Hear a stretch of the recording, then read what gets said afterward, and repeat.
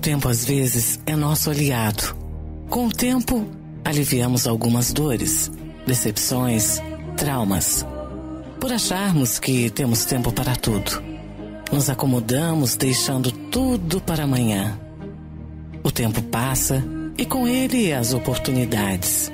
Oportunidades de dizer eu te amo, de demonstrar afetos ou pedir perdão, de lutar por aquilo que amamos, mas como achamos que temos tempo, o tempo corre a cada segundo, minuto.